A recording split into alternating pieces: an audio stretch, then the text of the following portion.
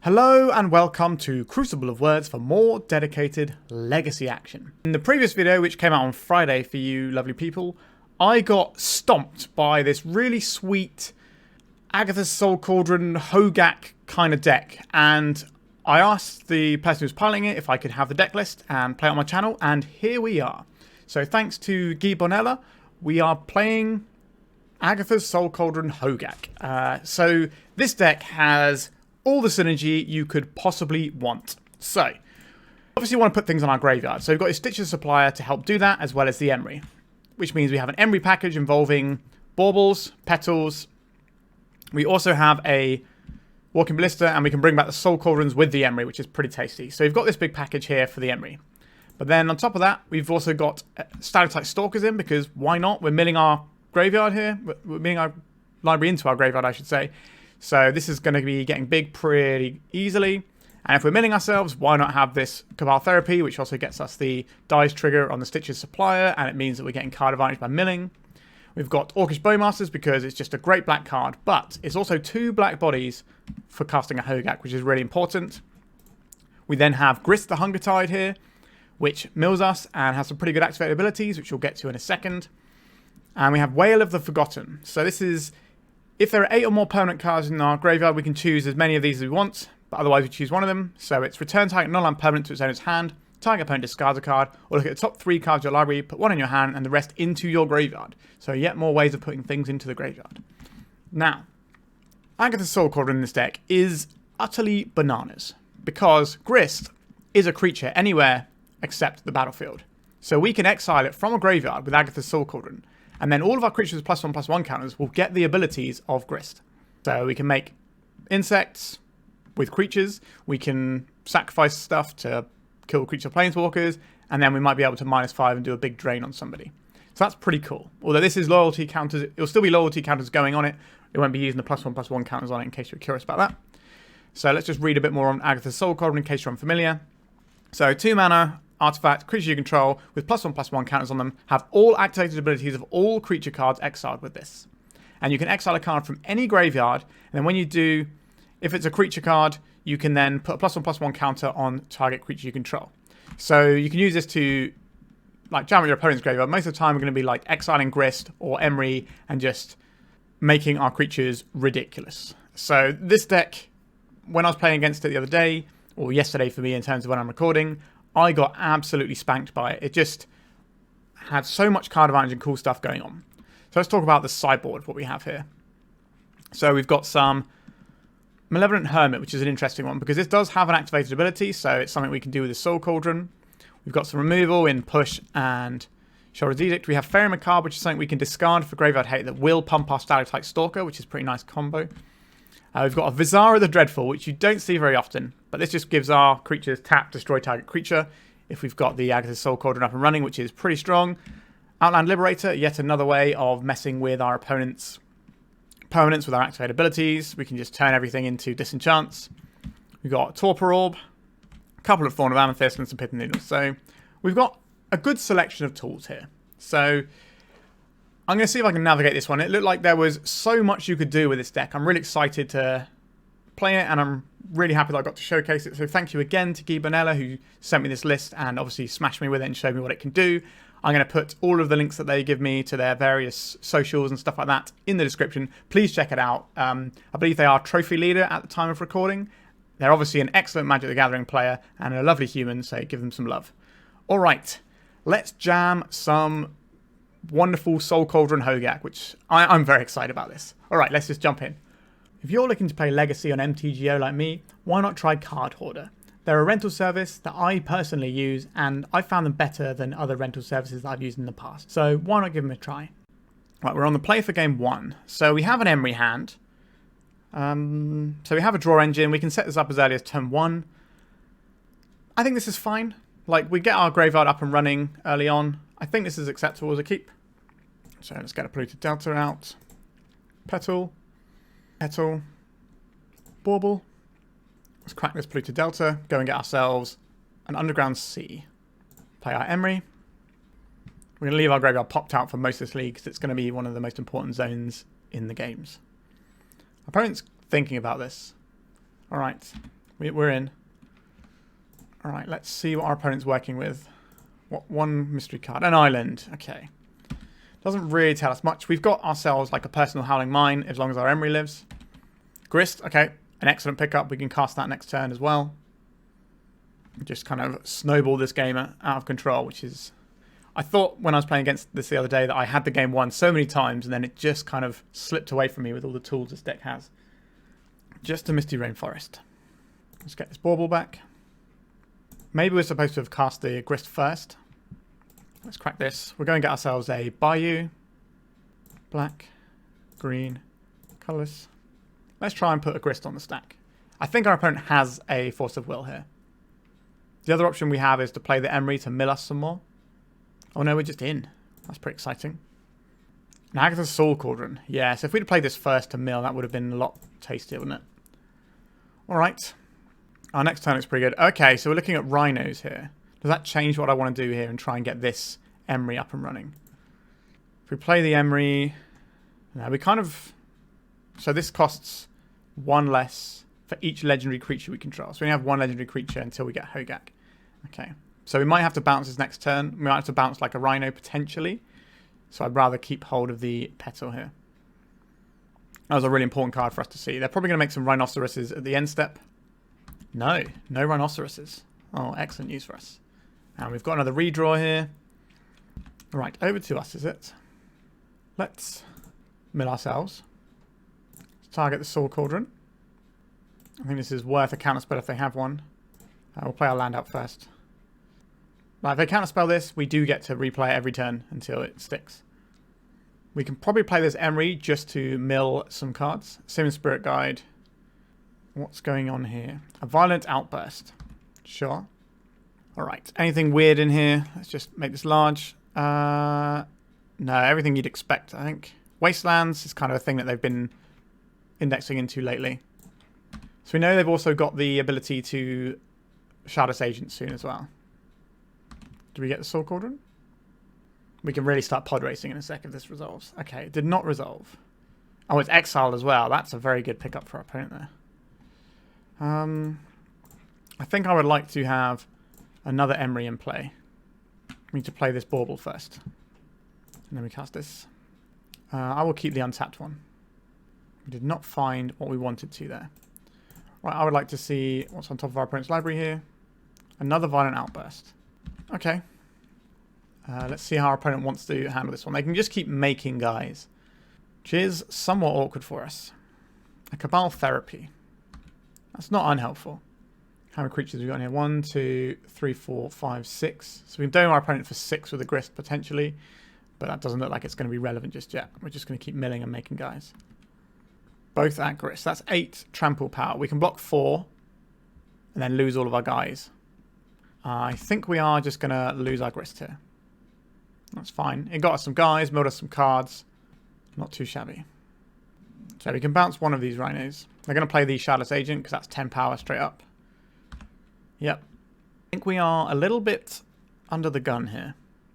The fact that they had the Force of Negation rather than Force of Will is annoying because otherwise we could just go pretty wild this turn. Hogaak, Arisen Necropolis.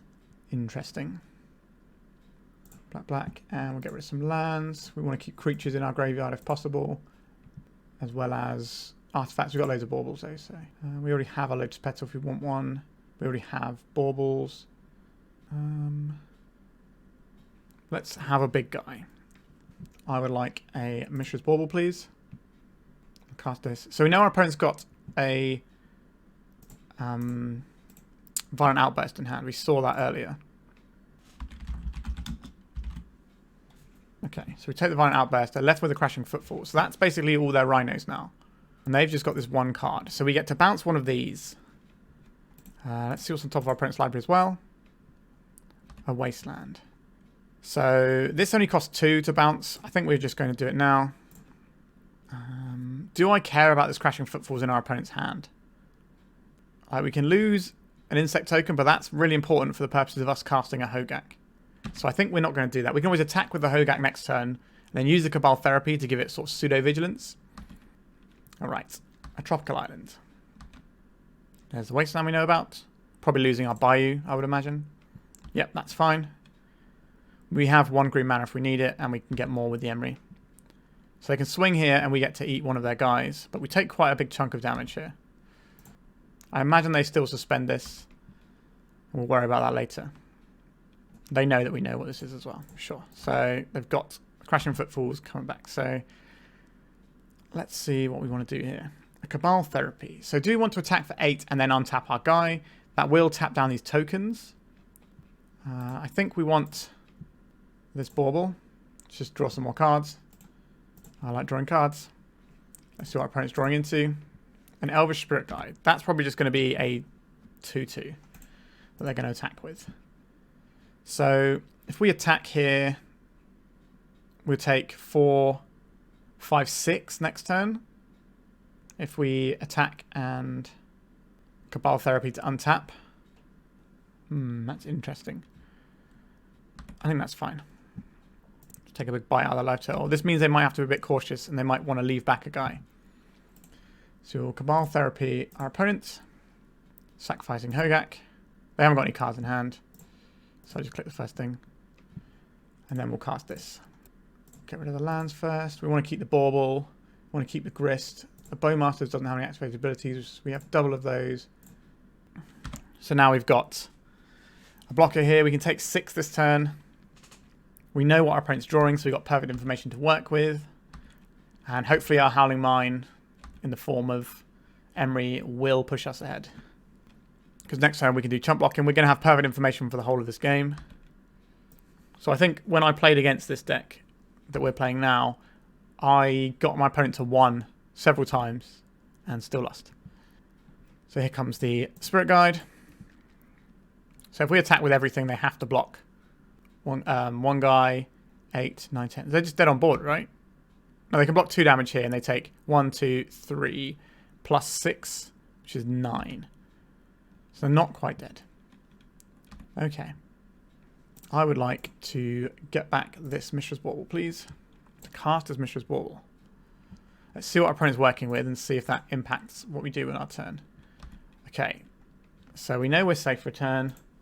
Play this out. And we'll play this out.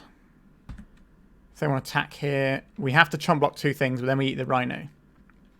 How long till this next Rhino comes along? A couple of turns. Like an Agatha Soul Cauldron, and we go nutso and get to do all the good things. We might have to keep back our Emry to block next turn.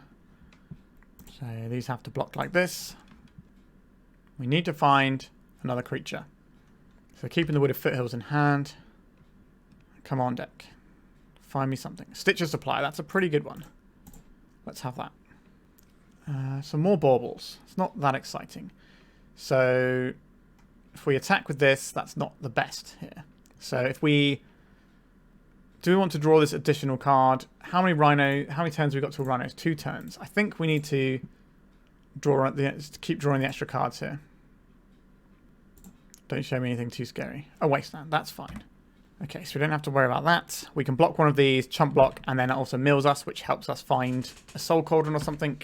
And a Soul Cauldron is basically the game here because we just get to spam a load of cool stuff and our opponent will have a bad time. Also, it can pump up our trample creature.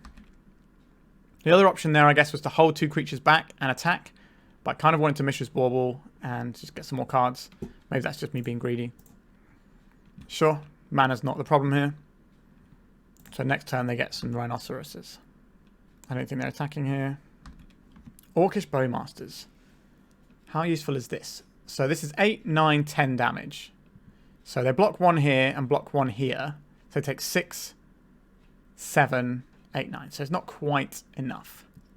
But Orcish Bowmasters is interesting. We're not going to get hit by these Rhinoceroses. So I think we can attack with the 8/8 right now. And then we can Bowmasters to block these 2. Let's draw another card. Maybe this is greedy, but I think we are better off using our Bowmasters to chump stuff than our Emry, because the Emry at some point will go wild. Okay, Violent Outburst. We're blocking all of their creatures anyway, so it doesn't really matter. It does mean that we can't ever let a 1/1 through, but the only 1/1s they have are ones that turn into 4/4s, and that's Mince can be. Stalactite Stalker. Okay, this is an actual thing that can do some work. So they're going to get 2 rhinos here, but they're on 2 life. These rhinos don't get to attack this turn. And we have the Orcish Bowmasters. Alright, go ahead. Let's see which ones they're attacking with. Both of them, sure. Let's play Bowmasters. Ping this guy down. Go to blocks. This can trade into here. Is my Bowmasters better in play, or we just want to get this... I think we just want to get the Spirit Guide off the board here. Now we're going to mill 3. It's going to be pretty good. Another Soul Cauldron? No. Okay. But if we attack, they have to double block with both of their guys to stay alive.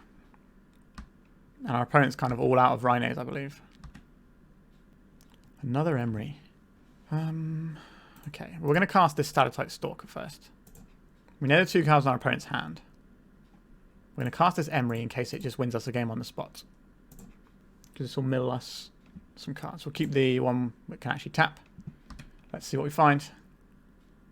A Walking Ballista and a Soul Cauldron. Feels like this is enough to win, right? So if we... Yeah, so we go... Bring back the Soul Cauldron. Cast the Soul Cauldron. We know the 2 cards in our opponent's hand. We exile the Walking Ballista. Put a +1/+1 counter on our Hogaak. Hogaak attacks. They double block. They take 1. And then we ping them for the last damage. Although, if they cast the Violent Outburst, they will kill this before we get to do the 1 ping. Oh, that was a mistake, I think. Although, actually, no, it isn't, because the Stalactite Stalker will get the 1 counter at the end of turn. Yes, okay, no, we did get there. All right. So they double block. They cast the Violent Outburst. Do they have more Rhinoceroses? Do they have a 4th copy? I thought his decks only ran 3. All right, yeah. I was correct. They've revealed their whole deck to us. No more rhinos.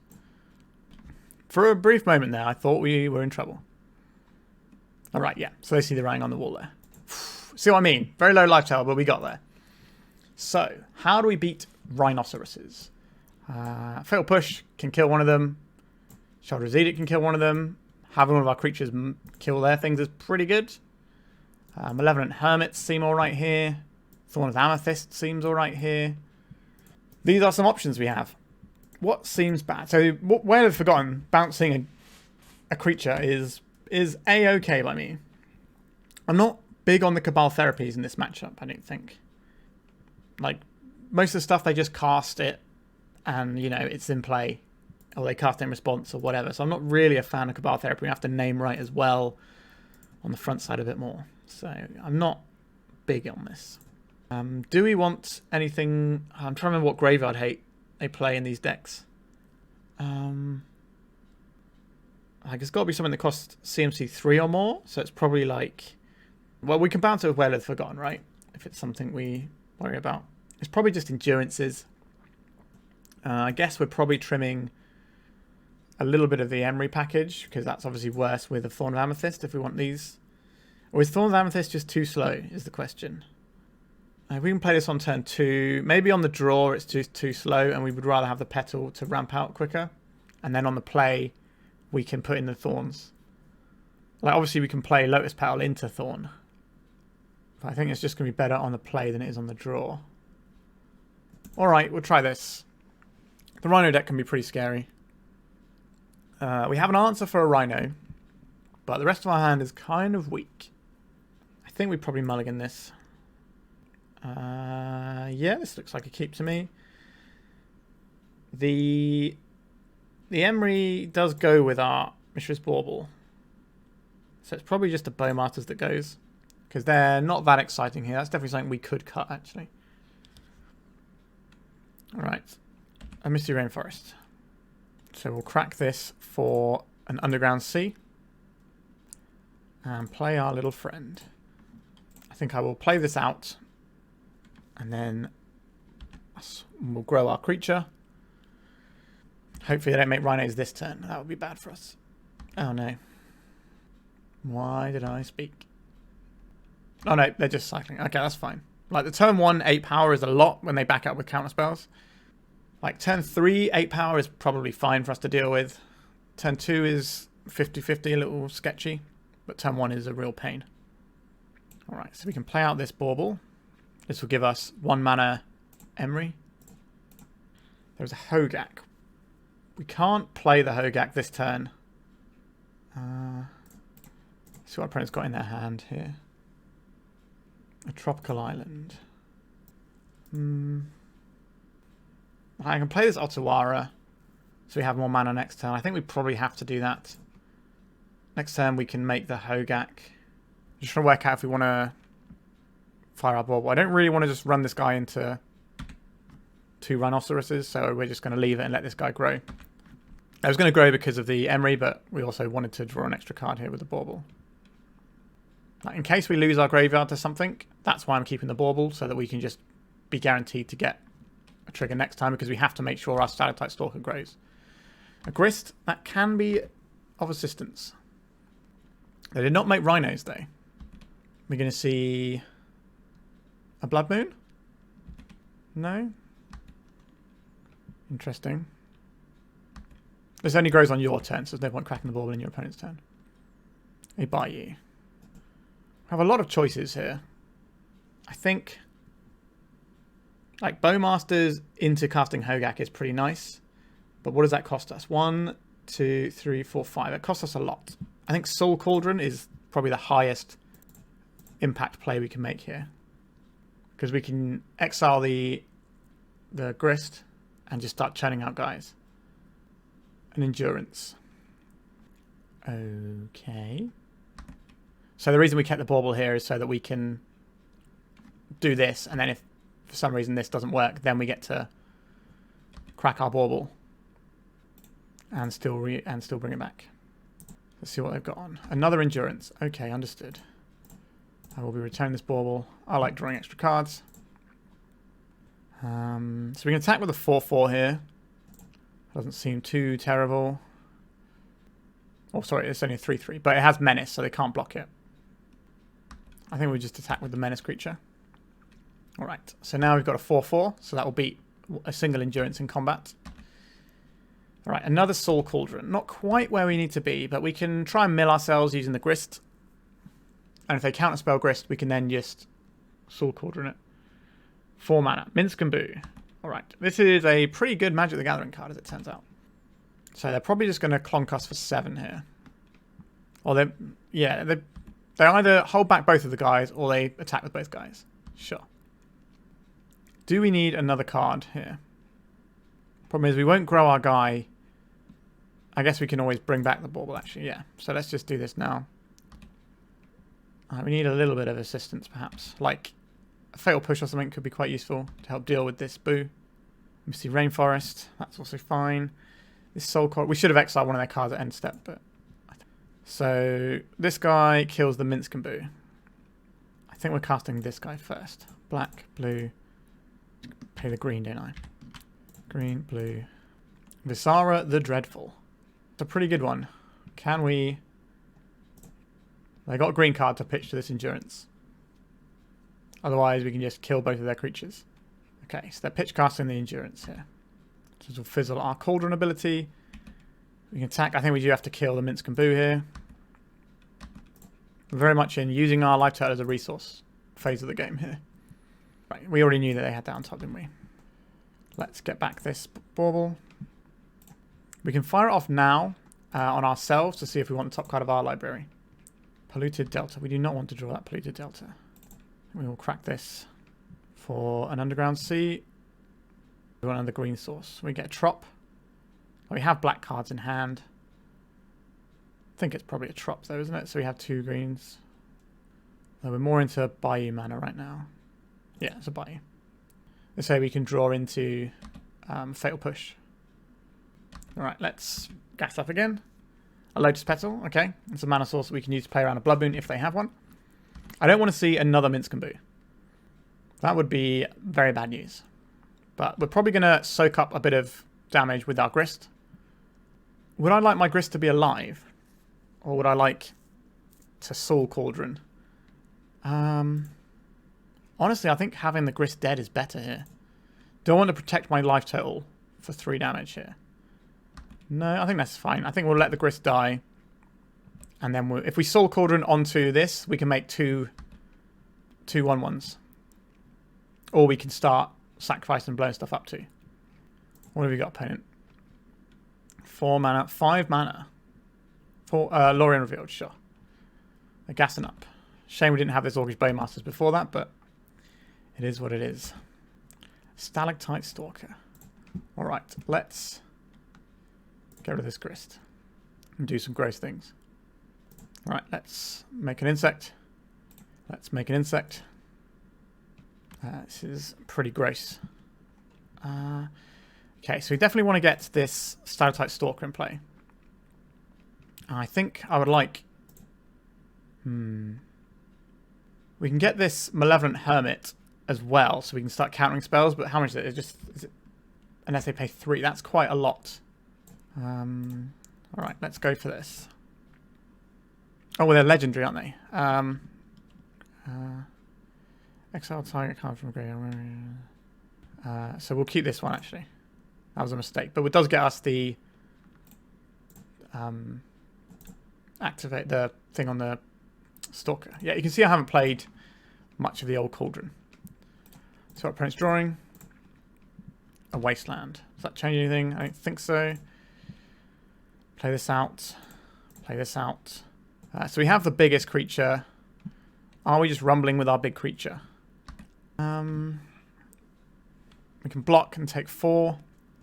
That's pretty reasonable. We're drawing extra cards. We can sacrifice this Stalker if we want to, just to kill the Minsk and Boo. Feels like we're pulling away now. Our deck's just got so much value. Love it. Alright, let's draw some more cards. We haven't got a lot of time left on our clock, though.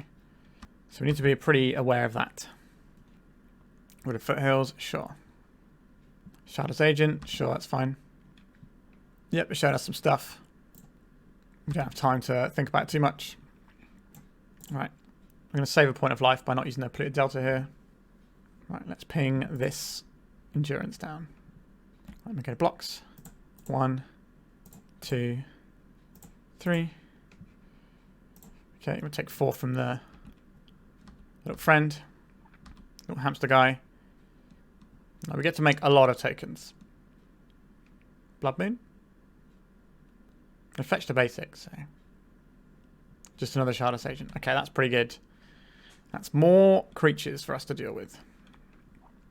Yeah, okay, so probably on blocks for a turn. Unless we have some way of just winning the game on the spot, which is possible. Or at least feels like it. Okay, well this is excellent. 1, 2, 3, 4, 5, 6, 7, 8. So we don't get to do everything here. But I will exile this Malevolent Hermit. I'll put counter on this Orcish Bowmasters. I will plus all of our guys. This is pretty gross. Choose target non-land permanent, this. Choose target opponent, this. Blue, black. We just need to try and close this game in 3.5 minutes. I'll take the Stitcher Supplier, please. I'll play the Stitcher Supplier. I'll play this Hogaak. Black here, black here. And we'll get rid of lands. Haven't done the maths on this, have I? Okay. I think we're just passing on this turn. Both of our guys grow. They have 16 power of trample. I have no idea if that's enough. Now we can block 1, block 2, block 3, block 4, block one of these, block one of these, yeah. If they attack with everything, we are okay. And then they die on the backswing. What have they got? A bounce spell would be pretty good. Something like a Brazen Borrower to take out a Hogaak. I would like to tap our thing. Okay. I would like to sacrifice this, make them pay 3. Right, we'll go and get another blue source here.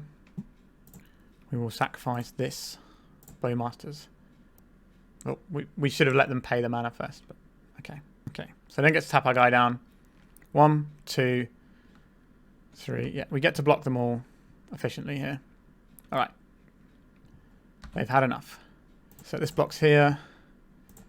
This block's here. 1, 2, 3, 4 blocks here. So that's so we need to block this, and then this block's here. And we have lethal on the swing back. All right, let's scoop it up with 1 minute 33 on the clock. Okay, this could be a long league. You can see how much value we're getting here, though. This is a very interesting brew that I think is very good. Let's go to round 2. Yeah, I'll keep this. It's annoying we don't have a fetch land to begin on. So we could just play the Stalker.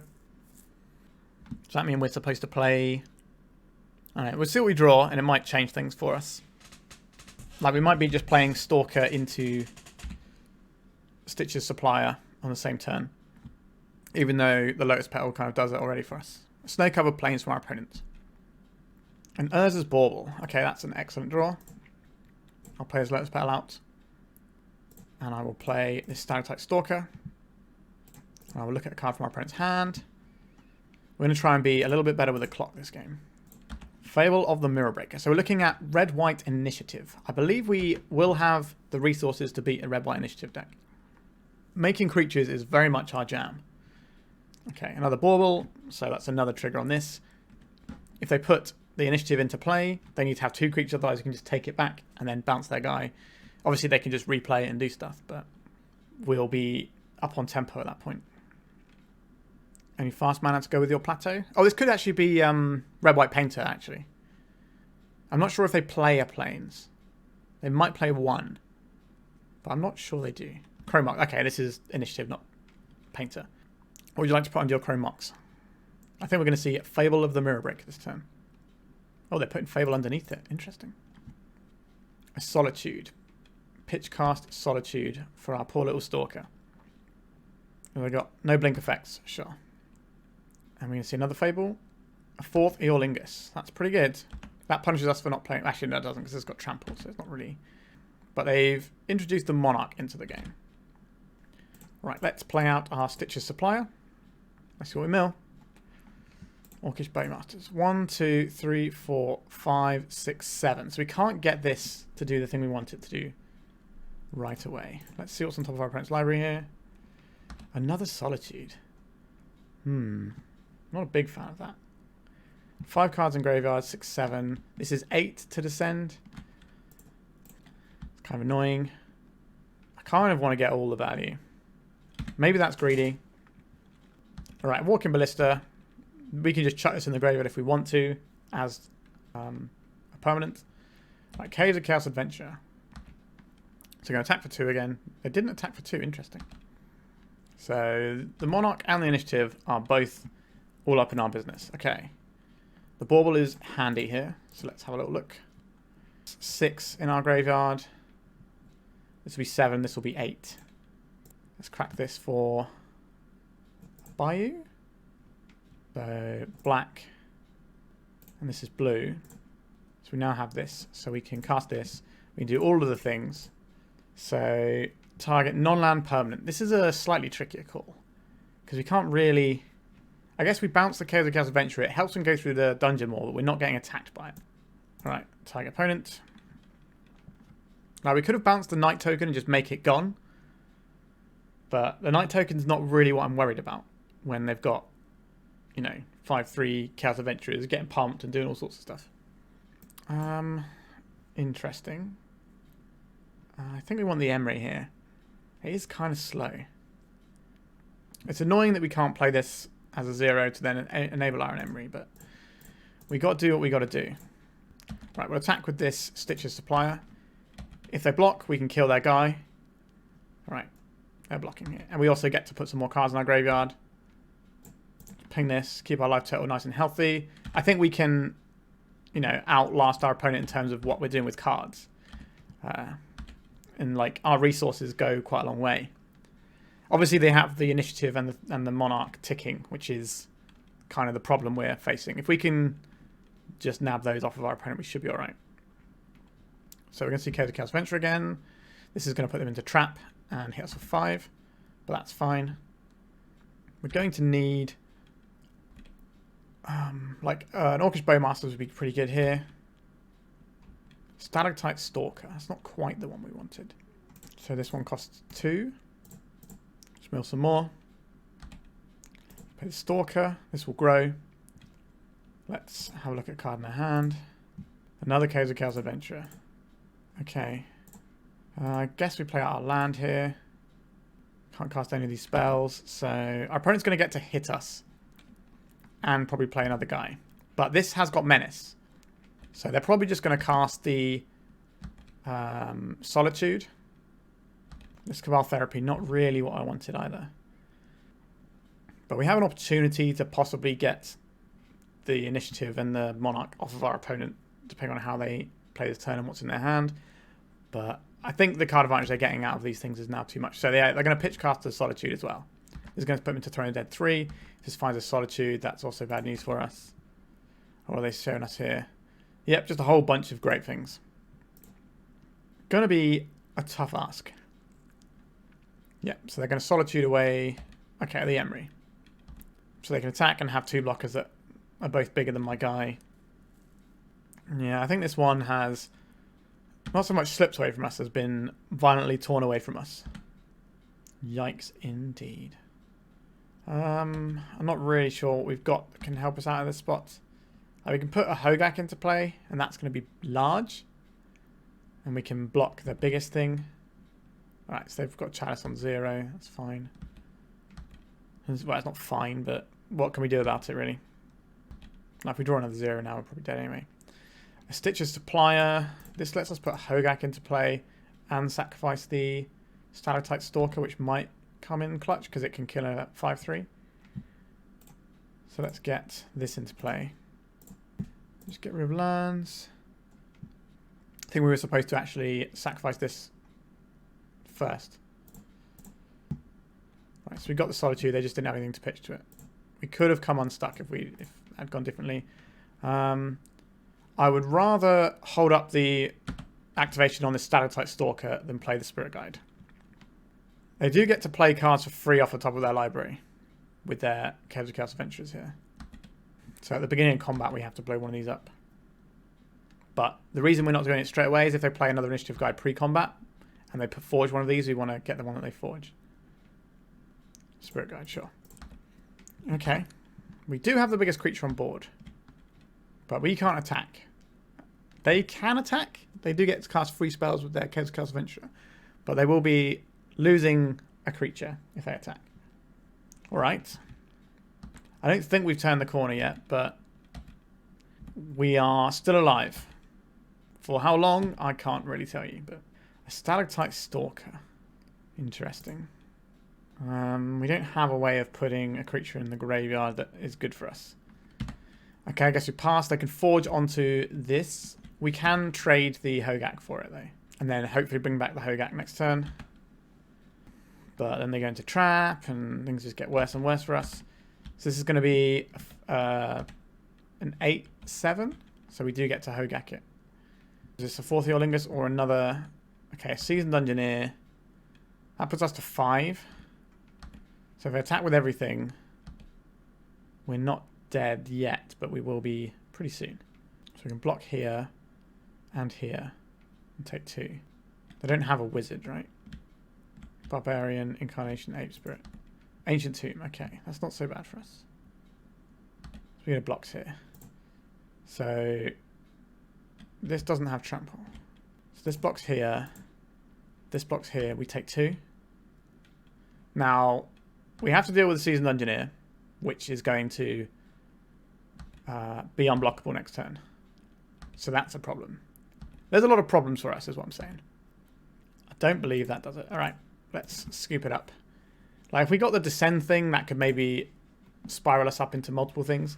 So this feels like a matchup where Torpor Orb is one of the ones we want. Fatal Push is interesting. I think we want that. And we want the Visara the Dreadful.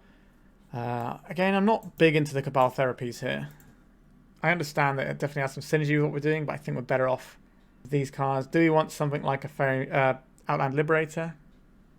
That can do some work for us. I think we're fine as is. Not a big fan of the Chalice, actually. So maybe we'll trim a Bauble. 2 Baubles. Is that crazy talk? I guess our Emry gets worse with Torpor Orb in play anyway. So maybe we can trim an Emry. No, that does sound like crazy talk. Right, let's just trim a couple of Baubles. I want the petals because that helps us like out the gate a little bit. I guess we could board down a Bowmasters, but they do provide 2 creatures. Alright, we'll keep this. So we have an Emry hand that also makes a Stalactite that starts growing. Cast this for blue. Cast this for black. Do I pop this? I think I probably do. Some cards going. Let it flow from us. Alright, so we've got 2 creatures on turn 1. So the possibility of taking the Monarch... Okay, Fatal Push, excellent draw. We're pretty good at triggering Morbid. Or Revolt, or whatever it is. Morbid was the Innistrad mechanic that was kind of the same, but different. Cavern of Souls, we're not a counterspell deck. Would love to draw the Agatha Soul Cauldron. Just get our Visara the Dreadful going, and then our opponent's probably in trouble. Plan here is to Fatal Push whatever they do, but that becomes difficult if they play something like an Archon. I guess we Fatal Push in their turn instead of on ours, but that loses us a little bit of joy. Because we need the Revolt, so we're not going to trigger our Stalactite Stalker if we do that. Find a green source, we can do Outland Liberator stuff. Okay, they've put a Fury away. That's interesting. Because Fury, pretty good. Alright, Chalice of the Void on 0. Chalice of the Void on 1. Okay. Like, I understand what you're saying to me, opponent. So a bit rude. Okay. So play this. I guess we get the Walking Ballista. Cast the Walking Ballista. So we have to decide if we'd rather have an extra counter on our Stalactite Stalker or keep a 1/1 Walking Ballista around. I think the answer is sacking off the Ballista, although this means that we are... If we have this in play, it's going to be a lot easier for us to trigger our Fatal Push. So I think we leave this in play for now. So our opponent can't play any more Moxen. What is their follow-up? Ancient Tomb into Big Scary Guy is going to be big and scary. Cavern of Souls. So we could see an Archon here, which will definitely benefit this line that I've taken by keeping the Walking Ballista around. Elemental. Okay, so this could just be a Fable off of the Chromox. A Spirit Guide. That is not the quality of creature our opponent was looking for. Not a Soul Cauldron. It is useful, though. It is very useful. So let's play an Outland Liberator here. Then we'll blow up the one on 0, I think, first. How important is our Fatal Push to us? Like, I think if we're drawing more cards, we're probably going to be just better off drawing more cards than our opponent. We could blow up their Chromox, but I don't think that's where I want to be. I think we're just going to blow up this Chalice. And then we're going to go get back our Bauble here. And play our Bauble. We're going to attack with our Menace creature. Then I just want to keep drawing cards. Null Rod. Okay, that's an interesting one. Makes us decide what we want to do with our Walking Ballista. Well, the Forgotten, that's pretty nice. We can bounce their Chromox. Although their Chromox won't do anything if they play the Null Rod. They've just got loads of prison pieces. There's not really getting them anywhere. Grist the Hunger Tide. Yeah, Grist is good. I think our opponent's taken a very peculiar approach to this match. I think they've got too much hate in and they kept a hand with lots of hate, but doesn't actually do its main game plan. So let's mill an artifact, hopefully. Oh, sorry, a permanent, so that we can trigger our Revolt. We did mill a permanent. Excellent. We will attack with our Menace guy that's getting increasingly large.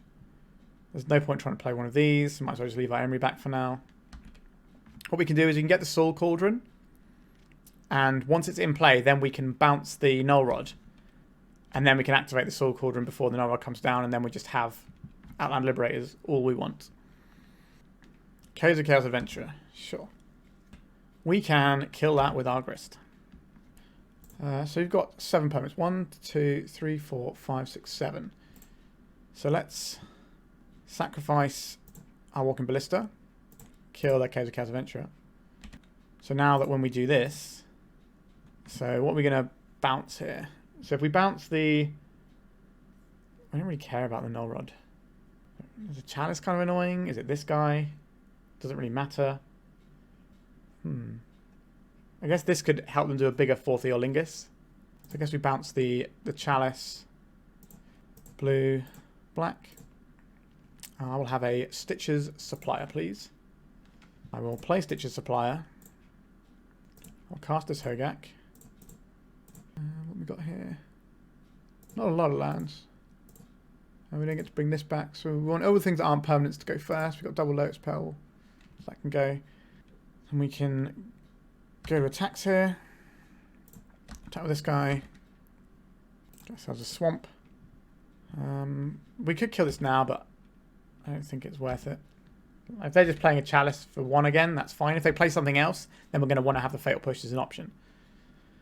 But if they just play Chalice for 1, yeah, our opponent sees the writing on the wall there. Not what they wanted. Glad we brought it in the Outland Liberators. Do I want anything different here? I don't think so. I quite like the setup we had there. Let's just roll back in. On the draw, it's going to be more difficult for us, but I do want to get Visara the Dreadful going, because that feels pretty sweet. Easy mulligan first hand, because it's got no mana. Speaking of no mana, we're going to have to get a 5 here. Alright, this is a 5 we can keep. What's going to go away here? Visara the Dreadful was an obvious one. Kind of like this Fatal Push as a way of triggering our... this Lotus Petal as a way of triggering our Fatal Push. That's going to be quite important. Yeah, this is tough, but I think we just have to suck it up and hope that we can get around it otherwise. Our deck's very good at triggering Revolt, so I believe. But Caracas, this can bounce our Emry, so that's not really a great plan for us anymore. Stitches Supplier, happy to see you. Let's start the ball rolling. This is also not a very exciting creature to spend removal on for our opponent. So we might be able, if they play a 4-drop this turn, we can Shoulder's Edict it. And that'll be sad for them. Human. What is it? A Chalice for 1. Okay. Bam. 1 point of your finest damage, please. So, are we supposed to hold up... So we have 2 choices. We can hold up the Shoulder's Edict, or we can play the Outland Liberator. But if they have removal for Outland Liberator, we don't get to get rid of the Chalice, and that kind of makes our hand a bit clunky. So I'm going to hold this so that we can at least do the Outland Liberator all in one turn when the time comes. I think that's better. Blood Moon. Well, this is very much the punish for that line we just took. Yep, that's pretty bad for us. Mishra's Bauble. Need to see some more cards here. Like, we can actually beat this, but it's not easy. It involves Agatha's Soul Cauldron, as you can probably imagine. Another supplier, though. We can cast a Hogaak if we find one. Actually, no, we can't cast because the Stitches Supplier is just going straight to the bin, isn't it? Alright. We just need to attack for 18 turns. Easy. Now, do I want to put the Stitches Supplier into the bin for the purposes of what? What use is this being in the bin? It's another card. 1, 2, 3, 4, 5. It is another card that goes away. Oh, we can't even cast it. What am I talking about? I'm going to black mana. We don't get to cast our spells. They ignore me. Agatha's Soul Cauldron. We know they have a Faerie Macabre in hand. Fable and Mirror Breaker. Okay. I think we should have at least played the Verdant Catacombs instead of the Bayou. Play around Blood Moon. I think we could have won this game, or at least had a chance. Right, let's target this Bowmasters. This will just make our Stitches Supplier bigger. I don't think this is worth burning a Faerie Macabre on, but we'll see how our opponent thinks about it. They do think it is worth burning a Faerie Macabre on. Alright. Yeah, if we'd have played out that Outland Liberator to get around the Blood Moon. I was playing around the Solitude, killing our guy before we got to remove the Chalice, but we kind of got killed by something bigger and scarier. Unfortunate, but at least we're not going to time this round. Well, I suppose the night is still young, right? Who knows what happens the rest of this game. But at the moment, it doesn't feel like we're going to be winning this one. I don't think we can block there. If we find a basic swamp, that helps us a little bit. Gets us going. I think that's the only basic we have in our deck, though. So they probably don't want to introduce the initiative. Alright, that shuts down one of our ults. Our outs, sorry. Okay, Emry Lurker with the Loch. You're not doing anything. We do not win this race. I'm just going to check my basic count. It is just the one swamp. So with that in mind, how can we win this game? Do we have a way out? I don't believe we do. I think we're just going to scoop it up here. Yeah, if we had played out the Outland Liberator, we would have actually been fine here, which is unfortunate. So sometimes you play around a thing and you get hit by the other thing. I just thought we really wanted this Chalice done because, you know, we have Fatal Pushes and we kind of need to get up and running, but maybe the Chalice wasn't such a big deal and we should have played around the Blood Moon. Even if we just got the Swamp there, it's still not great for us. Okay, we'll go to round 3. Yeah, this one seems good. The whale can just mill us a little bit and dig. And hopefully on turn, so one card in the graveyard, 2, 3 cards in the graveyard, 4 cards in the graveyard. We're not a million miles away from having the turn 3 Hogaak off of the Grist. Maybe our Grist will hit another Grist. Hello, Stitcher's Supplier. Actually, no, wait. 3, 4, 5, 6. Yeah, no, we can just do the turn 3 Hogaak as long as we find the land. We don't need another thing. Maths, it's hard, right? 3, 4, 5, 6, 7. Yeah. Okay, so I think we're playing against...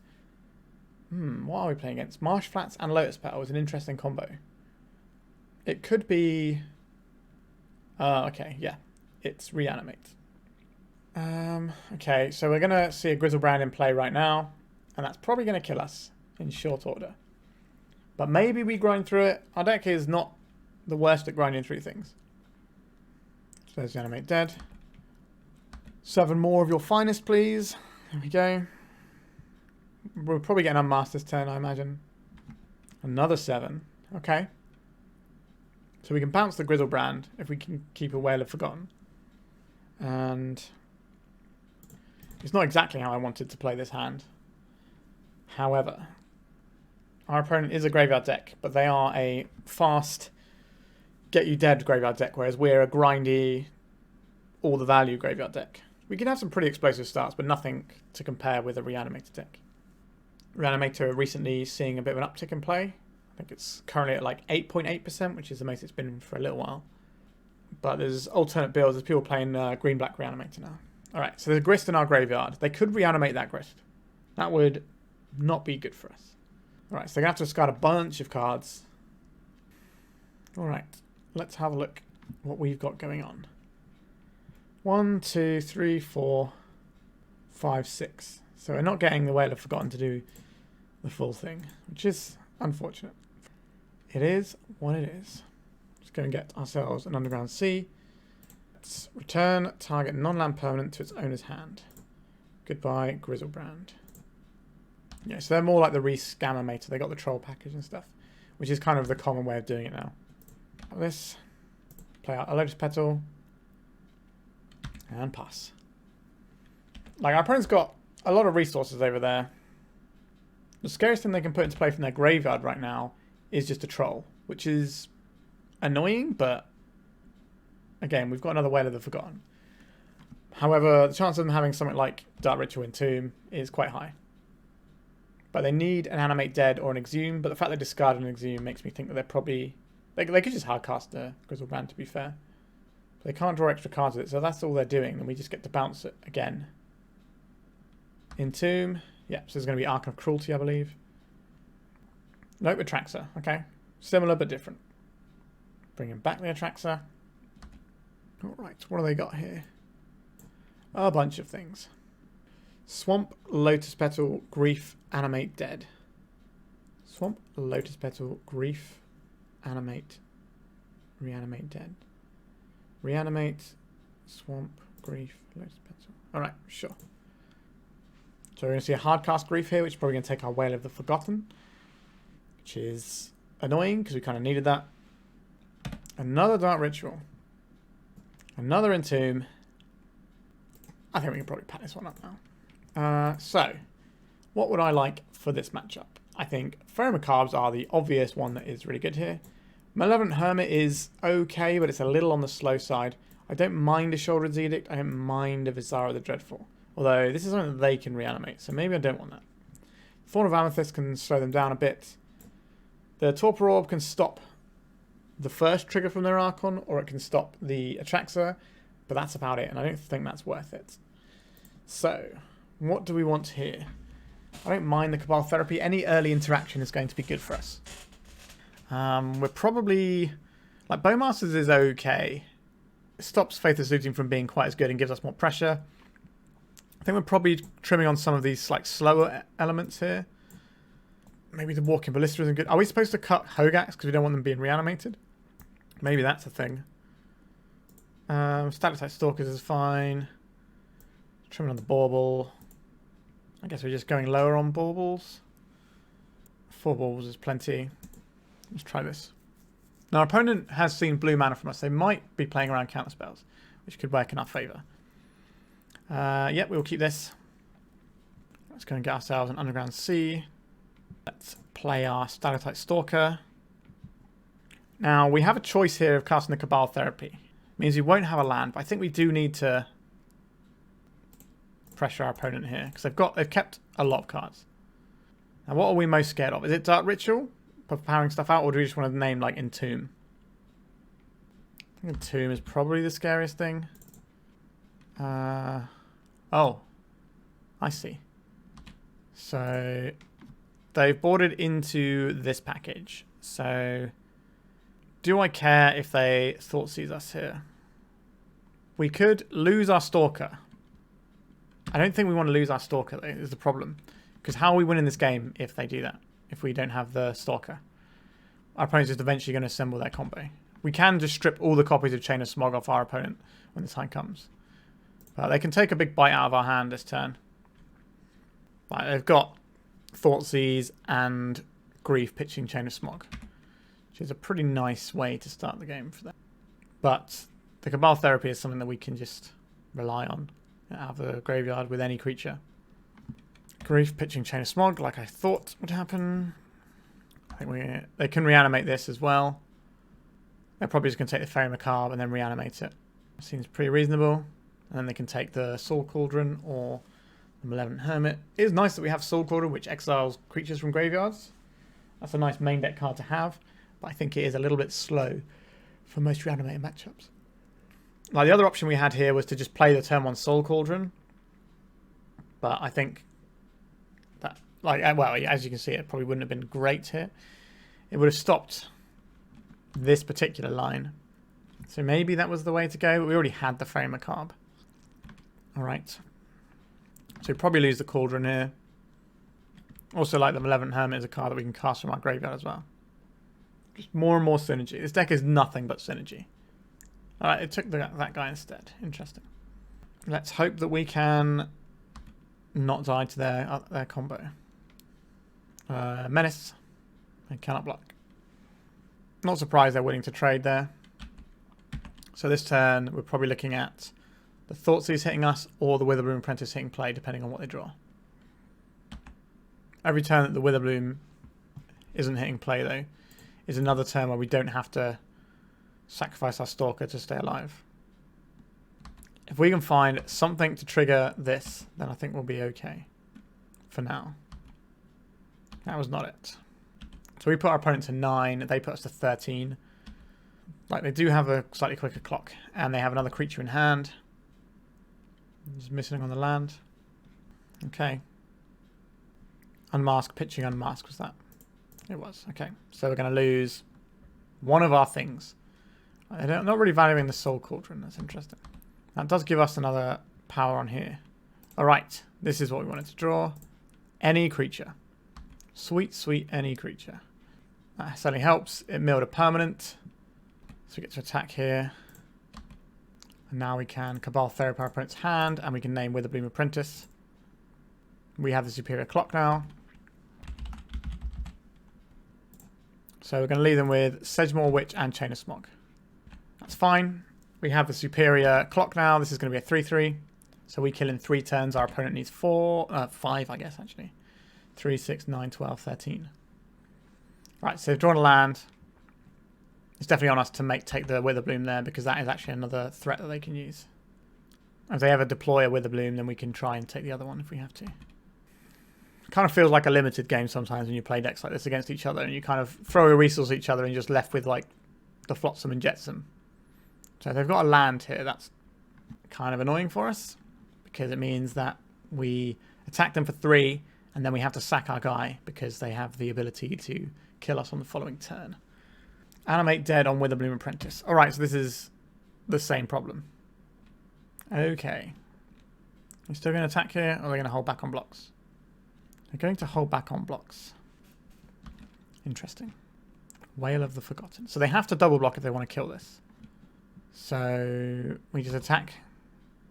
They double block, we kill the Witherbloom. That doesn't cost us the card in hand. So this way we just get 3 damage in. And now we can Cabal Therapy our opponent. Sacrificing this. We'll name Chain of Smog. Otherwise we lose the game. So they're left with just the Sedgemoor Witch. And this way we have the out of drawing land and Bowmasters. However, if they cast a instant or sorcery, then they get to gain life and the Bowmaster out is gone. That's 2 draws we need to get for that to work as well. Alright, they're animating our Orcish Bowmasters. That'll ping us for 1.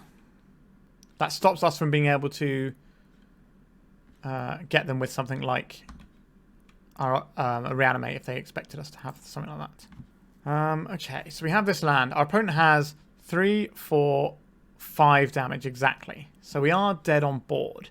We can bounce a creature. So if we bounce the Grief, that's not too bad. If we bounce the Orcish Bowmasters, that does give us a win condition, but we still lose here, right? So this has to sacrifice. We get the Bayou here. We cast this. We can do all 3 modes. So we have to bounce a permanent. If we bounce, we have to bounce the Grief as well. They have to discard a card. Blue, black. So they have 2 damage on board. And this gives us a chance. Let's see what they discard here as well. They discard before we see what card we're taking, because the spell resolves in order of the way it's written. They've discarded the Grief. That's given us a chance. I don't think the Polluted Delta is where I want to be, because that's going to cost us life. So we'll just take a Bayou, I suppose. This allows us to cast a Malevolent Hermit next turn, which is a 2/2. I'm kind of in a horrible position. Okay, this means our opponent can play the Sedgemoor Witch. This has Menace. That is not good for us. But we can draw a Bowmasters and we can win the game. Yep, so they're going to put us to 2 with a Menace threat. Not ideal for us. A Stalactite Stalker. Does that do anything here? We can play this Bayou. Stalactite Stalker. We can play Stalactite Stalker and Agatha Soul Cauldron. What does that actually do for us? Nothing is the answer. We can play a Grist and plus it. That doesn't save us. We basically needed a Walking Ballista in the bin here for this final point of damage. No, I think our opponent's got us here. Yeah, that matchup feels a little bit tricky if you... Like, if they keep a 7... Like, well, generally... yeah, anytime a reanimated deck keeps a 7-card hand, you're probably having a bad time. We weren't very far off of winning this one, so we could have pushed into a 3rd game. Alright, let's go to the 4th game. We are 1 and 2. On the play for round 4, our hand seems pretty fine. We've got guy into guy into guy that makes more guys and just churns our whole engine. We'll lead out on this one because we don't care if this one gets wastelanded because we've got a backup one. Are we supposed to play out this Bauble and draw an extra card? We already have plays for the next 2 turns, so I think we're just going to hold this Bauble in case we have a Stalker, and then we can use that to power it out next turn if we want to do that instead of a Bowmasters. You can also ping your own Stitcher's Supplier. That's an interesting thing you can do. Alright, we're going to Bauble ourselves to see if we want the card on top of our library. A Grist. Do I want another Grist? Not particularly, if I'm being honest.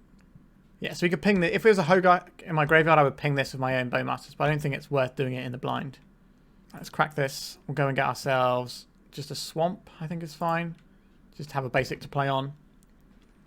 We'll save this Bowmasters. I'd rather Bowmasters our opponent's Bowmasters if that's what happens. Second Bowmasters is the way to go. A Stone Forge Mystic. Interesting. We can kill this next turn. So we're probably going to be Bowmastering this. Do we want to ping our own guy? That's the real question here. Lion's Sash. That's kind of an annoying one, isn't it? If they've got a Lion's Sash coming, maybe we just ping it. But if they have a white source, that becomes really awkward for us. All right. I think we're going to ping our own Stitcher's Supplier end step here. Okay, so we can take out the Lion's Sash. So let's cast this with Flashback. Pitching this guy. Let's see what they're working with. All right, there's some other equipment in there. Okay. What does that mean for this turn? We can attack with our Bowmasters. And if they block, we can ping it down with a Ballista. They're not going to block here. But because they didn't do that, we're going to play this guy. I think we have to kill the... have to kill the Stoneforge. I don't really want to have to be playing against a Batterskull this early. It doesn't feel good though.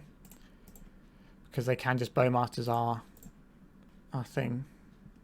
Yeah, we've seen the Batterskull again. Because now they get to Bowmasters and kill our Grist, and that leaves us a little bit high and dry. Maybe I'm more scared of the Batterskull than I need to be when I have a Grist, and I should just be plussing it. This is a snap Bowmasters for sure. Yeah, I think maybe just plus the Grist there, and we can just beat the Bowmasters by making chump blockers. Yeah, I think that was a mistake. Alright. Whale of the Forgotten. We have 11 cards, and they're all permanents. So we can bounce this, make them discard a card, do a whole bunch of stuff. Sure. 1, 2, 3. So we'll bounce this, they'll discard a card. Let's see how this goes. And we also get to draw a card, which is the exciting part. Do I want a Hogaak in hand? No, we want it in the graveyard. We want the Whale of the Forgotten here. Do I want to bounce something right now? Or do I just want to play this little... Bouncing a Bowmasters doesn't feel good. We don't have to do that. We can just make our opponent discard and get deeper into our deck. That's probably pretty good. Because bouncing D&T creatures generally isn't very good anyway. So we will... They can just discard a card. So they discard a card. Blue, black. Just wishing for more wishes. We need a Bowmasters of our own. God, man, how good this would have been if we didn't lose our Grist like a clown. Agatha's Soul Cauldron is pretty interesting. I will take the Cauldron. Because we can play that and the Walking Ballista next turn and then start making Grist tokens. Werefox is just non-Fox guy or something, right? Non-Fox creature, yeah, sure. Recruiter of the Guard, yep. That's pretty reasonable. Hogaak. It's not really what we're after here, is it? Okay, so we'll play out a land. I'll play out this Soul Cauldron first. We'll make ourselves a Walking Ballista, X equals 1. Then we will get rid of this Grist. So I can Flicker Wisp their Recruiter. But we can ping that down with a Walking Ballista activation here. They had the Solitude pitching the Werefox Bodyguard. That is a real shame. So we have to ping this Recruiter, otherwise it's going to accrue loads of card advantage here. That is a real blowout for us there. Like, we knew pretty much all the cards in their hand. Another Stoneforge. Yep. This is slipping away. White removal, pretty good against the graveyard-centric deck. Cauldron complete. We're going to need some assistance here. Stitcher's Supplier. Cabal Therapy. We can take out the Stoneforge using it. Well, we can take out the Cauldron complete. I guess we exile the... this is tough. If we exile the Walking Ballista, that just is useful for future time. So this way we can remove a counter, ping off the Bowmasters, and then we can Cabal Therapy our opponent here. Sacrificing this. We'll name Cauldron complete. No, if we'd have got the... No, if we give them the Stalactite Stalker ability, then we just kill the Stoneforge. Yeah, there's so many lines on this deck, and we are not playing amazingly, if I'm being honest. We should have just been able to kill this. Well, that's a disaster. Alright. So now they just put Batterskull into play. And they're pretty much running away with this game. Yeah, if we've just killed this Stoneforge, then they'd be left with Flickerwisp into Batterskull. The Flickerwisp would flicker their Orcish Bowmasters, though. Okay, they would have just cast the Batterskull pretty much the same turn anyway. But, yeah, this is going to be a tough one. Like, any creature, though, is going to get us back in. We're going to be able to start doing grist things. Are they going to blink their Stoneforge? Just get another equipment. If they got a Jitte in there, that would be annoying. If we draw a Stalactite Stalker, that's going to be quite good. Oh no, they're just flicker wisping our thing out. Yeah, okay, no, that's not going to be good for us at all, is it? Okay, is there any exciting creatures we can exile here? End step. Let's take out this Emry. We've drawn an Emry. Blue, black. Okay, we're going to need some help here. A Stalactite Stalker is not nothing. Let's get rid of the Stalactite Stalker and pump our Emry. They can, unfortunately, they can Caracas this. But we need them to not see it, otherwise we're dead. Okay. So now we'll replay this. Actually, if we replay this now, we don't get to immediately crack it. But I think it's still better to be in play. This one feels tough. Like, we definitely made a mistake early on with our grist plan. And I think we made a mistake by not killing the Stoneforge when we could have. So I think there's two mistakes that are costing us. But this deck is a lot. There's so many different play avenues. And as per usual, I'm trying to play quickly. Our clock's already a little bit behind our opponents. Kind of annoying. A 7-5, you say? That's pretty good. So they're probably just going to bounce this before we get to do anything with it. Or they might wait till we activate our Soul Cauldron. Okay, so now we get to actually replay an artifact this turn. That is interesting. How interesting is the question. So we can make this a 2-2. We can make it a 3-3. It needs to be a 5 power guy. Is there a way that we can put Hogaak into play this turn? No. So that's awkward, isn't it? So this -3's this for 3 mana. We don't have enough to do 2 minus. So we do a -3 and a -3, and that would be enough. But we don't have the resources. Do we have a Lotus Petal? Does that help? So that does help, right? As long as we've got another fetchable. Sure. Let's see if we got another fetchable. We do not have another fetchable. Okay. So we don't have an out here. We don't have any instant speed stuff. No, we don't have anything. Let's save our time and go to the next game. Yikes. Yeah, well, like we did misplay. So that was not the most helpful. Pithing Needle might be quite useful here. The Torpor Orb is going to be pretty useful too. The Outland Liberator potentially. I think we want removal spells. This is a selection of things I'm interested in. Again, I don't think... Like, the Cabal Therapy is good versus Stoneforge Mystic. Specifically. And that's kind of the scary threat of theirs that I'm actually worried about. Hogaak against all their removal feels pretty bad. I don't think we're doing that. God, our deck doesn't feel very good into D&T, does it? Like, the legendary creature doesn't feel great into their 2 to 4 Caracas deck. Maybe we don't need these Pithing Needles. Gives us 1 card to trim, so maybe we'll just trim another Bauble. Or we probably don't need the petals as much. Not trying to ramp out as much. Yikes. Yeah, I don't feel very good about this matchup. Visara the Dreadful is not a card we want in hand. Like, this does potentially cast a Hogaak. I think we just need to get a hand. Oh, I've pressed keep instead of... What am I up to today? So if we can mill 3, then play the Outland Liberator, that gives us a shot at casting a Hogaak in the reasonable future. Feel like a Bloodcast would be quite handy in this deck. God, I'm having a bit of a nightmare with this deck today, if I'm being honest. I'm not having the best of plays from me. There's a Wasteland. We don't care about that. Ether Vial, okay. Well, we have an Outland Liberator, which is pretty good against Ether Vial as a general rule. Attack. Actually, no, we've brought out the Hogaaks, haven't we? So we don't even want to try and draw into the Hogaak. Yeah, this hand was not great. Although, maybe if they don't play a card on their turn and we get to flip our Outland Liberator, we can just win the game with Outland Liberator, smashing them up good. They're kind of forced to play something if they don't want to lose their Vial. That could just be a removal spell, though. Scrubland. Another Ether Vial. Yeah, that does it. Swords of Plowshares on the Stitches Supplier. Place out, let's go to attacks. If they put in a Mother of Runes, we can ping it with the Bowmasters. I think we'll save the Cabal Therapy for if our opponent plays a Stoneforge Mystic. We can just hit the equipment after they've got it. It doesn't feel like our equipment, our tools in this deck line up amazingly in this matchup. But Death and Taxes is on very much a downswing these days.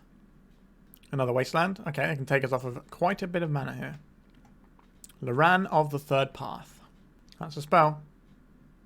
We're going to be able to eat these Ether Vials. Unless our opponent has a Solitude here. But then their Ether Vials aren't doing anything anyway. Okay, they're going to Surgical Extraction our Stalker. This is just to flip back our Frenzied Trap Breaker. Take the free card here. Goodbye to Round in the Third Path. And let's attack for some damages. Play Otawara. We could bounce this Ether Vial. Or we could try and get some more cards for ourselves. I think I want more cards for myself.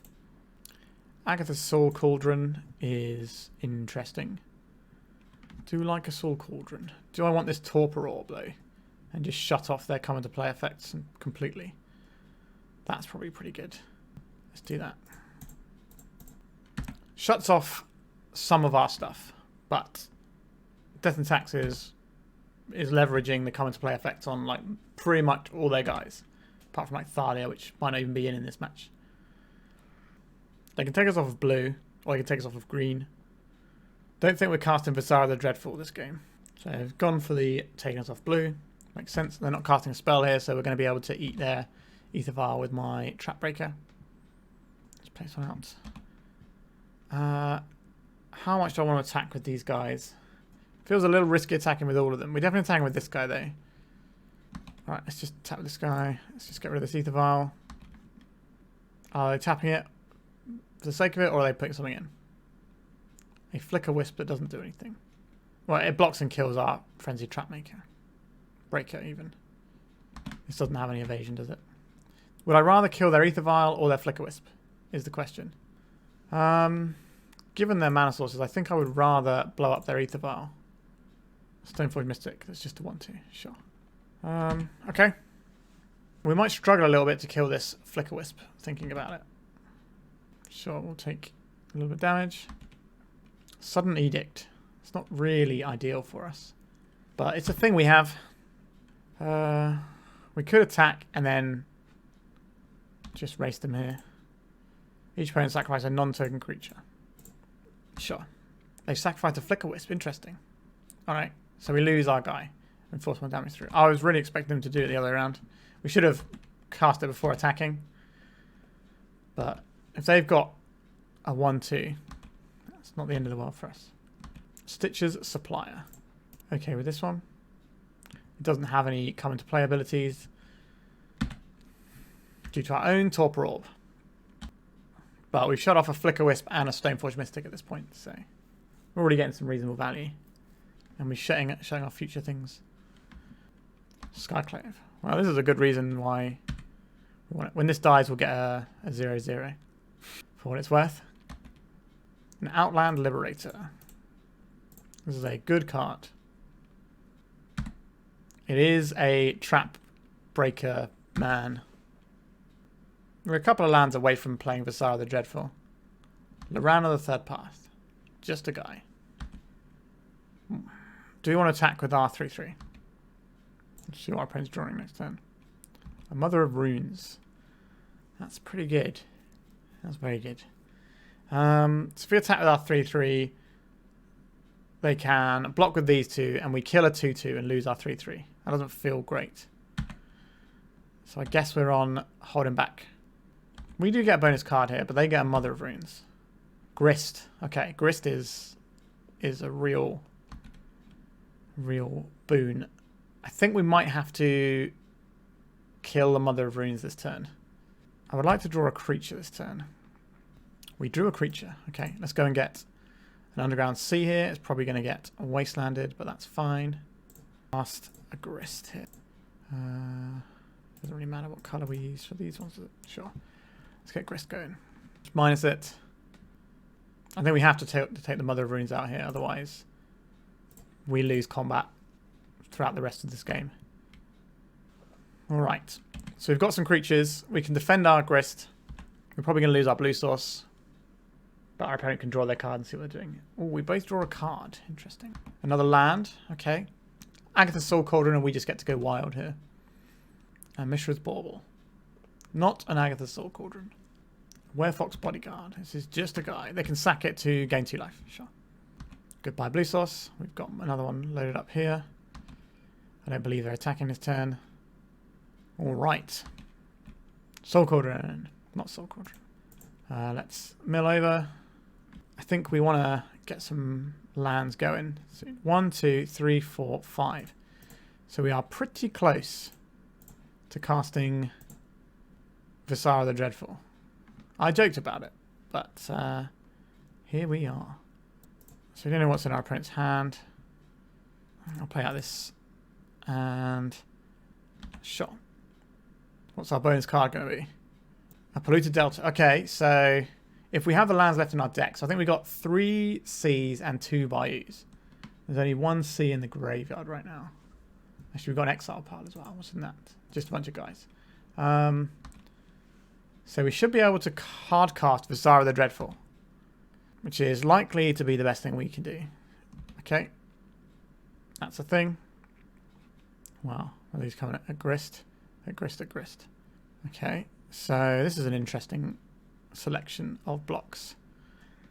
We can double block the Skyclave here, and then chump block this and keep our Grist alive.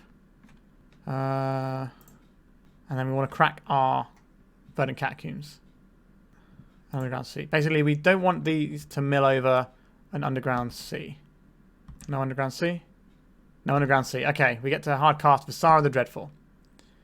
Let's see if it is dreadful or not. Okay, we could have done it anyway. In fact, we can cast Emry and Visara the Dreadful this turn, right? So 1, 2, 3, 4, 5, 6, 7. Yeah, okay. So we want to crack this to get our Underground Sea first. What a weird game. Play this. And then we cast this. How would you like Visara the Dreadful, opponent?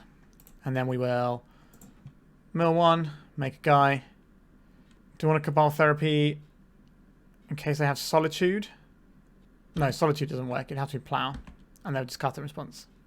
Okay. I would like to untap, please. Do we have a Soul Cauldron in our graveyard? We do. Okay. We get to go off pretty hard if our board remains somewhat intact this turn. We only have 7 minutes left on our clock, though. This deck is a time-consuming beast. Are they going for the milling here? That might be a thing they can do. Is this going to be Cauldron? It is a Cauldron. Maybe we could have Cabal Therapy in case they had a Cauldron in hand. But they might have just drawn it out. We have 6 damage off of this Visara the Dreadful in the air, though. And then we can Soul Cauldron the Walking Ballista. So I think we have this, more or less. They do have 2 life on board, we need to keep in mind. This is Destroy, so it won't actually work the way we want it to. I would like this... actually, if we just attack with the Visara and it connects. 1, 2, 3, 4, 5. So we can do a Ballista for 2. Is that good enough? No, we'll just sack their Werefox though. If we just Walking Ballista here. We don't have another land for this. Right, I'll mill one, just get another guy. Alright, let's scoop it up. Let's go to game 3. Do I actually want Hogaaks is the question. They seem kind of like just having a big guy that outclasses their stuff feels like somewhere I'd like to be. But they are legendary. Interesting. I think we'll keep one in and try that. But it feels like D&T is going to be a tough matchup. Okay, this hand is nice. Got to play relatively quick here. Let's go and get a Bayou. Could have got a Swamp, I suppose. Just play the Stalker and pass. If they put something into play that we want to ping, we can do that. Otherwise, we just make another Stalker. Wasteland us, that's fine. This time we'll get a Swamp, I think. Oh no, we just want to ping this. Oh, we can't ping this actually. Play this and this. Go attacks here. Maybe we should have got a basic Swamp. Yeah, not getting a basic Swamp on the first turn was a mistake. So let's just cut off the line of playing the Bowmasters this turn. Now maybe we can win without Bowmasters. I think we hold on to this Bauble so that we can just pump our guys. Another Mother. Alright, so the play we ended up doing works out better due to how Menace works. Just play this one out. Go attacks. Double up, but when they start tapping, we can just Bowmasters the thing down. Should I protect him one? That's fine. Can protect the other one. This is where we go. This is quite the blowout. Top card of the library. Much already like, okay, that's going to be pretty good at killing our guy. But we grow both our squad. Got a lot of guys. Let's just F6 our opponent's turn. Got 5 minutes. Right, so they can tap 2 mana to exile the biggest Stalactite Stalker. And they did. Let's go attacks. We're just attacking with this. What fresh hell is this? We should have played the land so we could sacrifice this. Although it's unlikely to be good. Lorana the third path. Okay. They double blocking here and protecting the mum. No, they're letting the mum die. Sure. Interesting. They could have just bounced their Lorana instead, I think.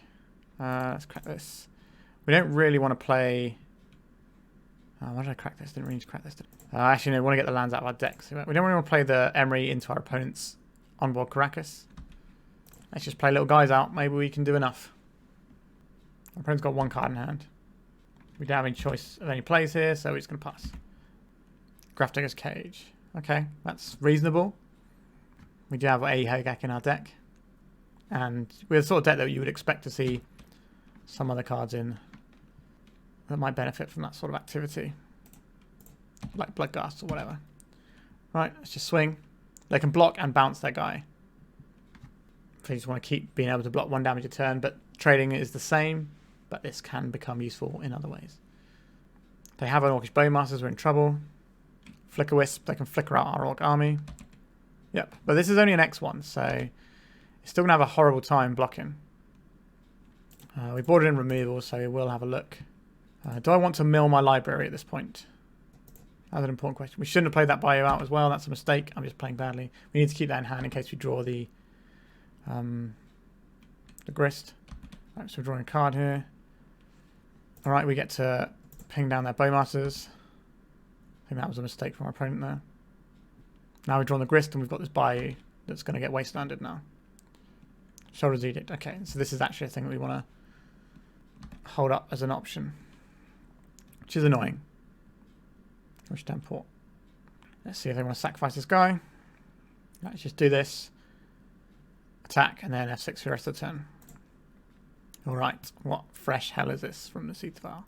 Another Lorana the third path. Again, it's an X1. All of our guys are 1/1s. Explains why they didn't bounce it. How many creatures have we got in our graveyard? 1, 2, 3, 4, 5. We'll shoot them for 1. Alright, let's scoop it up. Alright, we managed to get there. Whew, bit of a slog. We've got 1 more round in us. Let's see if we can get the 3-2. Opening hand is pretty boring. We're going to mulligan this one. This one is fine. We'll keep this. Get rid of a land. Maybe keep the land over the Petal. But this allows us to play around days with our Stalker on turn 1. Alright, good old-fashioned Delver. So we could try and kill this with a Bowmasters. That plays into days. I'm not a fan of that. So we're going to go and get a Basic Swamp. Play a Stalker. Who is the aggro now?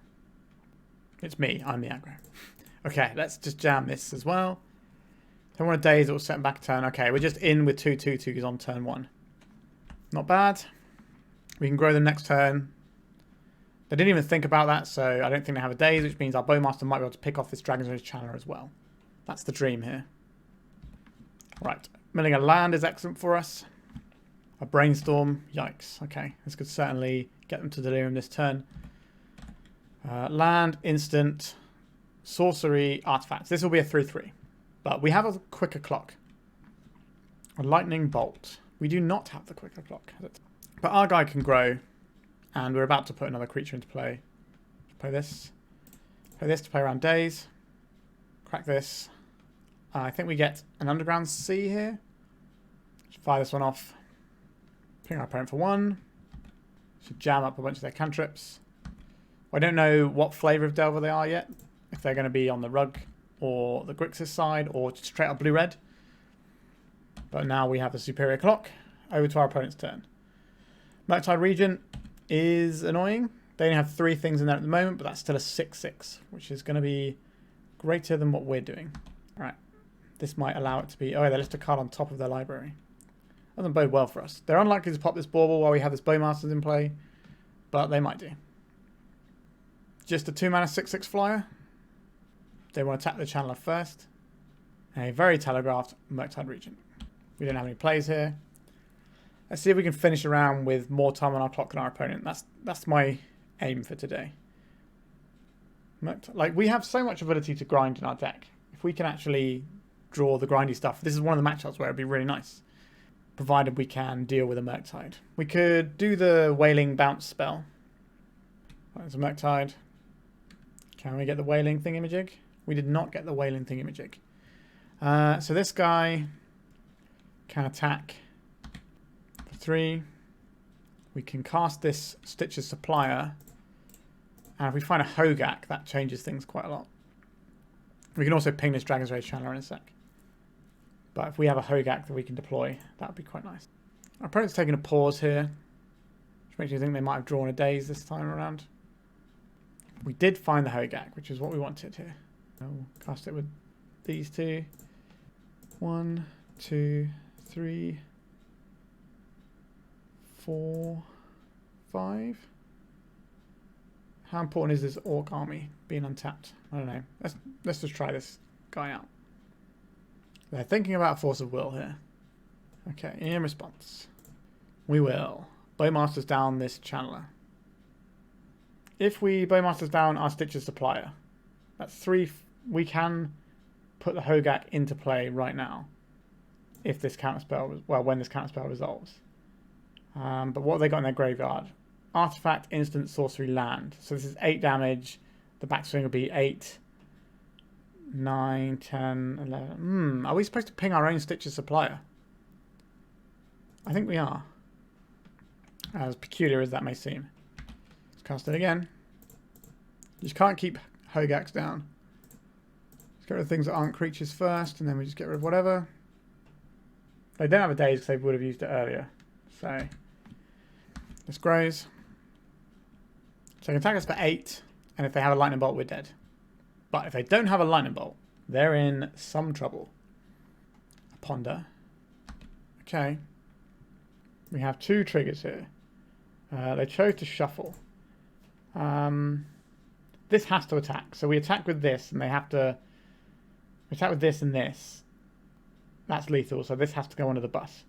I think we put both of these pings onto the Channeler. That way, if they have any other cantrip to try and dig, we get to kill this, and then it doesn't kill us. I guess they can do this post-combat, actually. So maybe that is a mistake. But any other cantrip loses them their Channeler. Alright. But if they find the Lightning Bolt, we're dead anyway. So... Oh, they had the Lightning Bolt, so it didn't matter. Wait. We're on 4. I miscalculated our life total slightly. They got a second Lightning Bolt. Or they're just dead here. They're just dead here.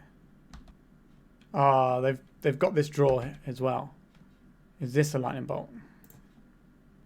It was not a lightning bolt. Okay. Yeah, a bit of a weird game. I think we would like a Shouldered and a Fatal Push. Do we want Visara in our graveyard? Since this is a creature matchup, and this plus Cauldron is bananas. I think we do. I don't think we want the Malevolent Hermits, though. I think that's more for, like, combo-y matchups. So, maybe it's the Cabal Therapies that go? Sure, I'm down with that. I think Thorn of Amethyst is also fine. But I'm working with my brain as well as I can here. Okay, turn 1 Stalker. Turn 2 Supplier. We've got a removal spell for their first guy. This all seems acceptable. I'd like to see a Ponder from our opponent, please. Not a threat. Okay, it's a threat. Okay, it's not the end of the world, but it's just a touch annoying. I think we just want to get a basic swamp here. We've got green off of our Lotus Petal anyway. Oh, we should play the Lotus Petal first to play around days. Alright, we're in anyway. Do I want to play more stuff out, or do I just want to keep fueling this? I think I just want to keep fueling this over subsequent turns. So if we can get this to a 4-4, it drastically reduces their options of killing it. Obviously, they snap off a lightning bolt now, then fair enough, it's just gone. We can reappraise the situation. We kind of need this guy around to do stuff. A Ponder, sure. Quite likely to fire off a Shoulder's Edict next turn, but we'll see what we draw. Because we can Shoulder's Edict and grow our guy with the Bauble. Right, let's Bauble. And see what our opponent has in hand. What card would you like to show me? A Questing Druid. Interesting. I will play this out. I will play this out in case I have to pay around a days. I don't really want to pay around a days, but basically this always gets the little guy, so might as well get this guy out. That's kind of the problem with Edicts. They always get the small guy. If we had an Orcish Bowmasters in hand, then we could treat the situation differently. I don't think I want to play out this Stitch of Supply yet. We can use that to fuel our graveyard when we're getting the Stalker going. Alright, an Orcish Bowmasters, that card that I just said, that would impact how we would play things differently that turn. Such is life. So we can ping down a Questing Druid if this comes down as a creature. A Lightning Bolt, sure. Hogaak, Arisen Necropolis. That's a pretty good card, isn't it? Let's play this Stitcher Supplier. We can put Hogaak into play this turn, potentially. I prefer getting some value out of our Bowmasters, but putting a Hogaak into play is pretty good. I think we're going to see the Questing Druid cast here, fishing for an answer. Or giving the most information about what they want to do to answer this. They might already have an answer, but they won't. Okay, so we are on the rug build for sure here. Seeking of the Beast. A Daze and an Unholy Heat. We will ping them. We will cast everyone's best friend, Hogaak, Arisen Necropolis. So get rid of lands and spells first. And then the creatures without activated abilities. I will pay around a days. Alright. We have 11 power in play. What do you want to do about this one? Yeah, it feels like our deck is pretty good at devouring Delver decks, which is not a bad place to be. You know, see this little guy? Sure, you can play your small guy. Do they have, like, Vapor Snag type effects here? They do. Okay. That's kind of annoying. We don't have that many cards in our graveyard. Unholy Heat on the Bowmasters. That's another card in graveyard. 1, 2, 3, 4, 5, 6, 7. That is Hogaak mana. Our opponent's got 2 cards in hand. A Stalactite Stalker. Right. If this one resolves, it's good. If it doesn't resolve, it also accomplishes our aims. Let's crack this for more food. 1, 2, 3, 4. So we'll go and get a Bayou here. So we can cast this guy. Pay him black, black, black, and then these. They have a Force of Will this time. Annoying, for sure. But our opponent is out of cards, so all we need to do is like have our Stitcher Supplier die, so we can block with that after we take 4 this turn.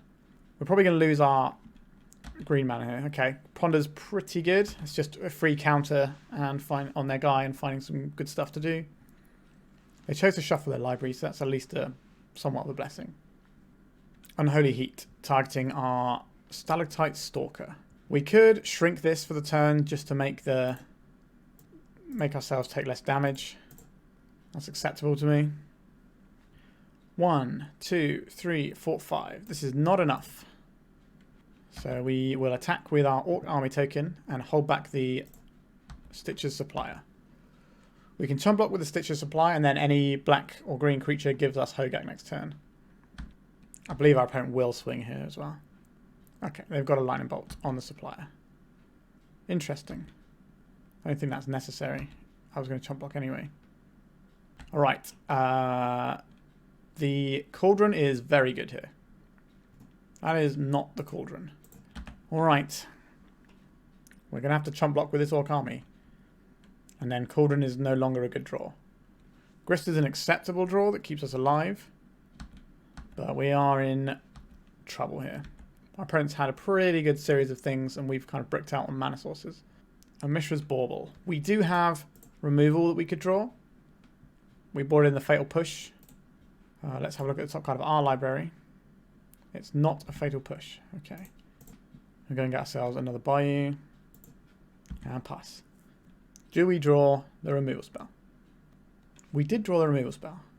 I'll fire it off now while our opponent doesn't have access to things that will stop it. Alright. We play to our outs. We're still alive. Our opponent's probably just going to play a Murktide, and then we are no longer alive. Surgical Extraction targeting Hogaak. Okay. That's awkward, but fine at the end of the day. We're a little ways off casting that.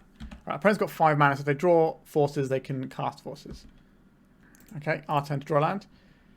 Alright, opponent. Who draws better first? Have they got Mystic? They don't have Mystic Sanctuary in their deck. A Brainstorm. Yikes. So this is why their drawing off the top is much better than ours, because they just have cards like this. Now, if this doesn't find them anything, then it buys us 2 turns of them not having anything. Red. Channeler? Seek the Beast. And they know the top 2 cards. So they're going to cast Seek the Beast on our turn. Go Underground Sea. Play a little friend. I think they should Seek the Beast in response to that. I don't really think it is going to make a huge amount of difference. You never know what they're going to have, right? What are they going to exile here? A Lightning Bolt and a Misty Rainforest. Okay. So they should play the Lightning Bolt before playing the... But hopefully they make an error and we get to kill their Questing Druid. That would be the dream. Not much of a dream, but what we got. Oh, they've made the mistake here. There's the Lightning Bolt. So now we try and kill this. Have they got the ability to put 2 counters on this? No, they don't. Okay.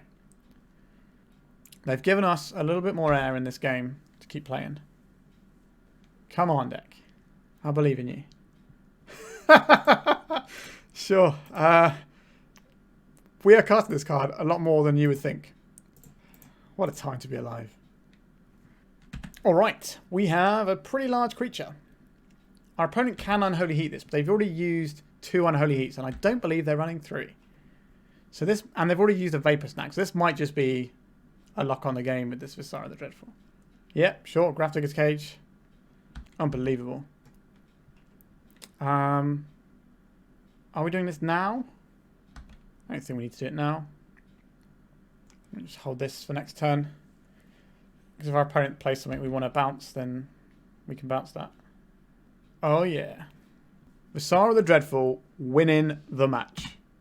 For the 2nd time today. Wild stuff indeed. Alright. So we finished with a 3-2. We definitely misplayed a lot this league. It was a very long league, which is awkward since I have to go to bed soon. But nevertheless, the deck was pretty sweet. Let's have a little chat about it. So this deck is not easy to play. You saw that. You have so many different decision trees going sometimes. Now, we definitely had games where we didn't have that many decision trees. But as soon as you start getting involved with like Wail of the Forgotten, you know, it's a selection card. It's got options. Emry usually has multiple options. And then as soon as you start doing Agatha Soul Cauldron stuff, then you've just got a plethora of options. And it is sometimes hard to find the right line. And sometimes we found the right line seconds after we clicked the wrong line today. So maybe this deck could have gone a 4-1 today in better hands.